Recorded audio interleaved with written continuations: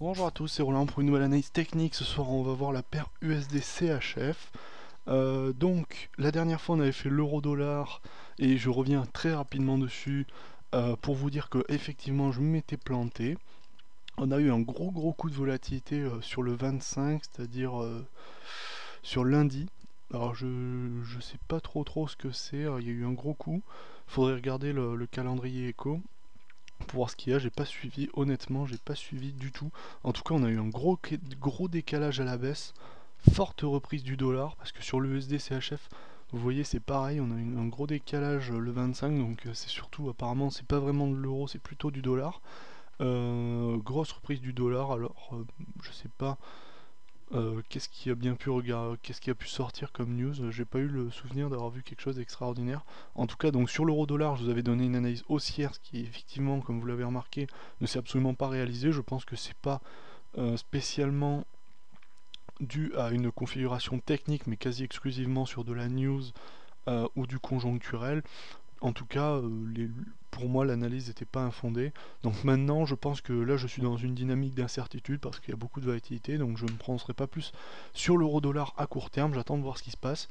Donc maintenant, on va revenir sur l'USD-CHF qui, lui, sur cette reprise, je dirais, de volatilité, est parti dans le bon sens. Euh, alors mon analyse sur l'USD-CHF aussi est haussière. Donc ce qui fait, enfin, à la fois j'étais baissier sur l'euro, j'étais haussier sur l'euro dollar et haussier sur l'USD-CHF. Donc j'ai pris pas mal de risques en étant haussier sur les deux, puisque il y a le dollar entre les deux qui est dans un sens et dans un autre de l'autre côté.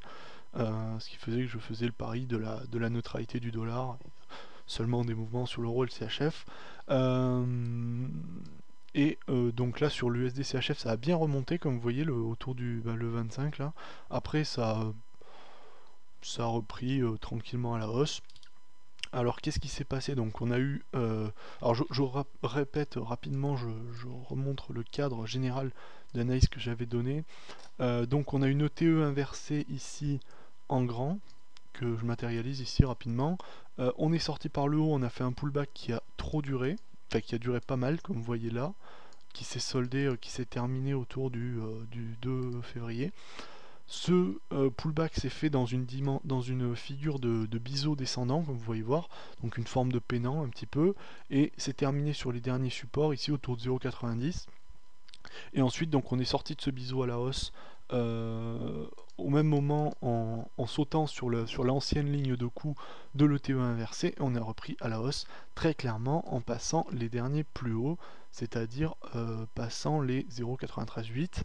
Alors je sais pas quand c'est que mon analyse, à quel temps mon analyse remonte, en tout cas maintenant on a un nouveau scénario très clair. Alors je vais effacer quelques droites que je ne remettrai plus sur le graphique pour que ce soit plus clair. On va revenir maintenant sur une figure, on va retravailler sur du plus court terme. Alors je précise quand même sur l'ensemble de mon analyse, j'ai toujours précisé que j'allais jusqu'à 1. L'objectif de l'ETE inversé nous donne des objectifs beaucoup plus grands, hein. Vous voyez ici, si on reporte la hauteur, on va beaucoup plus haut. Cependant, comme je l'avais dit précédemment, on a une très forte zone de résistance au niveau du 1 symbolique, hein, puisqu'on a deux gros plus bas ici, puis un plus haut ici, un autre plus haut ici. Donc mon analyse reste haussière jusqu'à 1, au-dessus je ne vais pas m'y aventurer. Donc je reste haussier comme j'ai dit. Donc qu'est-ce qui s'est passé récemment? Donc on a eu la sortie de ce biseau ici à la hausse.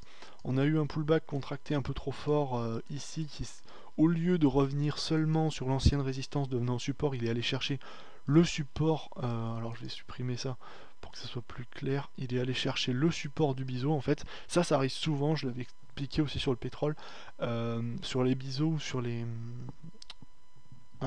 triangles.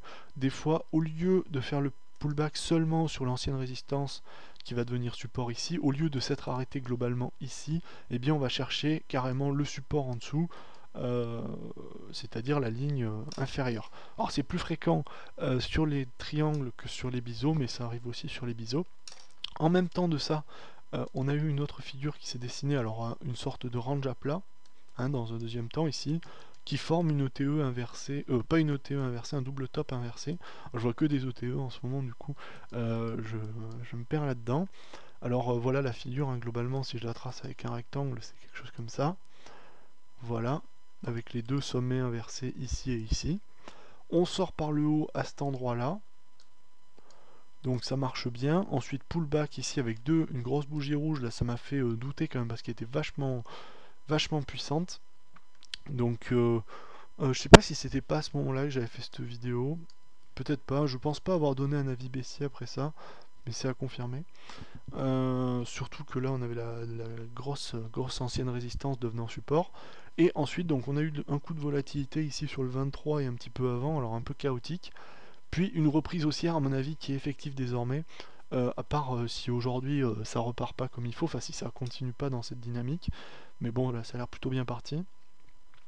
Avec une reprise haussière et une bougie qui dépasse franchement, vous voyez, ici on avait un espèce de petit blocus, enfin de petit cadre dans lequel on ne voulait pas sortir, et là la bougie d'aujourd'hui est vraiment décolle au-dessus, donc pour moi on va réaliser les objectifs de ce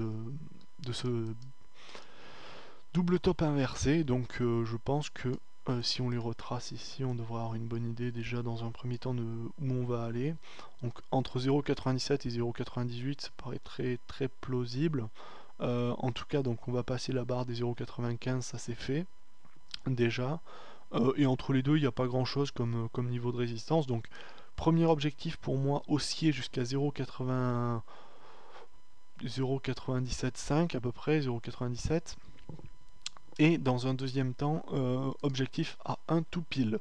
Voilà, donc j'espère qu'il n'y aura pas trop d'aléas conjoncturels sur ce thème, enfin sur l'USD CHF en tout cas, histoire que ça colle un peu au scénario pour une fois, parce que comme je vous l'ai dit sur l'euro-dollar, ça a vraiment, ça a complètement été un échec cette analyse, et je pense d'ailleurs que c'est pas dû à de l'analyse, vraiment au fond de l'analyse technique, mais quasi exclusivement à de la news conjoncturelle. Alors je regarderai un peu plus en détail après, je vous mettrai en commentaire la raison hein, de ce coup de volatilité sur le dollar. Alors je crois qu'il y a eu du discours il n'y a pas longtemps, c'est peut-être ça, mais je vais pas m'aventurer. En tout cas ça c'est typiquement le genre de truc à discours, les grosses mèches, hein, parce qu'on voit que la journée était partie pour être baissière hein, sur le USD-CHF, et puis finalement ça a repris très fort. Voilà, donc avis haussier sur USD CHF jusqu'à 0,97,5, à peu près 0,97,3, puis jusqu'à 1, mais pas au-dessus, je reste haussier jusqu'à 1 maximum. Après au-dessus ça devient spéculatif je dirais. Et comme scénario de retour, je pense que si on passe sous les 0,94, on peut... mais on pourra pas mettre en échec ce scénario encore parce qu'il n'est pas invalidé, il faudrait aller un peu plus bas. En tout cas, il faudrait des mouvements très clairs, mais pour moi, là, le niveau est très haussier. Surtout si on regarde en H4, à mon avis, la zone de cacophonie ici, ça représente une sorte de drapeau hein, qui n'annonce que du bon d'un point de vue haussier. Voilà, j'espère que cette vidéo vous aura plu. Et